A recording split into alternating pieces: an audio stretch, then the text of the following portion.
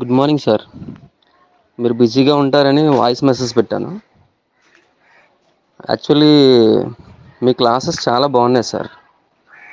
ఎందుకంటే నేను యూట్యూబ్లో చాలా క్లాసెస్ విన్నాను కానీ మీరు చెప్పే విధానం కంప్లీట్గా డిఫరెంట్. ఎందుకంటే ఒకదాన్ని ఇంకొక దాంతో లింక్ చేసి కొన్ని సందర్భాల్లో చెప్తూ ఉంటారు.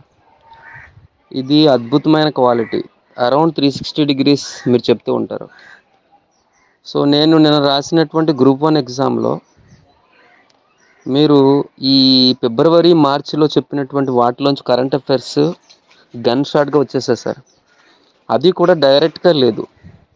చాలా బిట్స్లో ఫర్ ఎగ్జాంపుల్ జ్ఞాన్పీఠ్ అవార్డ్స్లో కానీ రామ్సర్ సైట్స్లో కానీ లేకపోతే గగన్యాన్ యాత్ర కానీ ఇది కానీ అబ్జర్వ్ చేస్తే మీరు చెప్పినటువంటి దాంట్లో కొన్ని కోడ్స్ చెప్పారు. అలాగే ఏంటి ఆడ్ మ్యాన్ అవుట్ చేసేసి బిట్ని గుర్తుపెట్టాల్సినటువంటి ఇది ఉంది.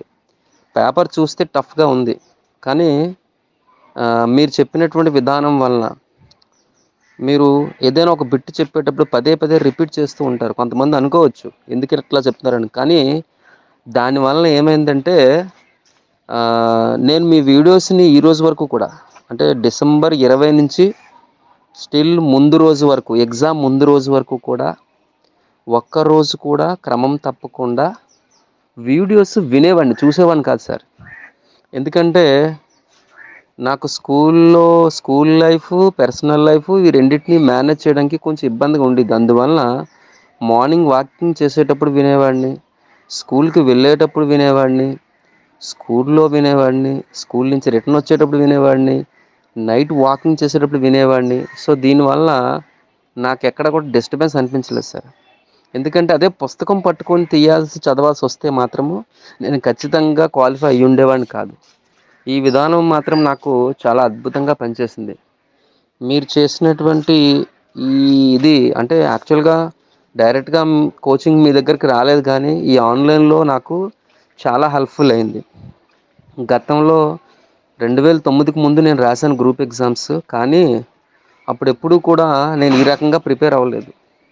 నేను అన్నీ వినడం వలన సో ఆడ్ మ్యాన్ అవుట్ పాలిటీలో బిట్స్ నేను ఆడ్ మ్యాన్ అవుట్ చేయడానికి చాలా హెల్ప్ఫుల్ అయింది.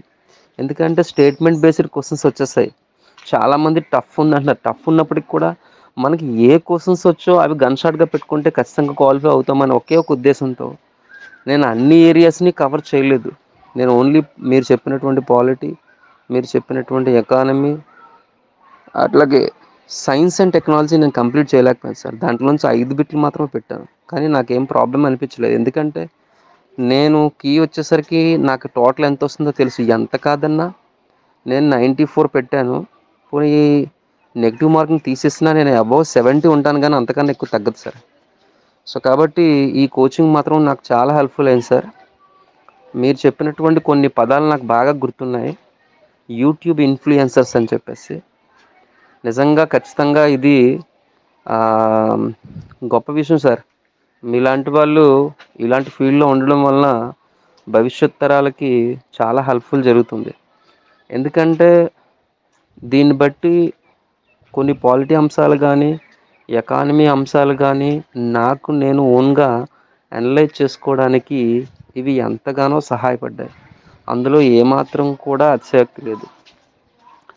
సో మీ టీచింగ్ స్టైల్ని అంటే ఇంతవరకు నేను లాస్ట్ 19 ఇయర్స్ నుంచి టీచింగ్ చేస్తున్నాను నా క్లాస్ రూమ్లో ఫిజికల్ సైన్స్ విషయంలో. బట్ ఏంటంటే స్లో లెర్నర్కి మీలాంటి పద్ధతి అద్భుతంగా పనిచేస్తుంది సార్. ఆ పదాన్ని ఎక్కువసార్లు రిపీట్ చేస్తారు, ఎక్కువసార్లు నొక్కి వక్కానించి చెప్తారు. ఐఎఫ్ఈ ప్యానల్స్లో మేము కూడా అవే యూజ్ చేస్తున్నాము. సో ఈ స్టైల్ మాత్రం చాలా అద్భుతంగా ఉంది సార్.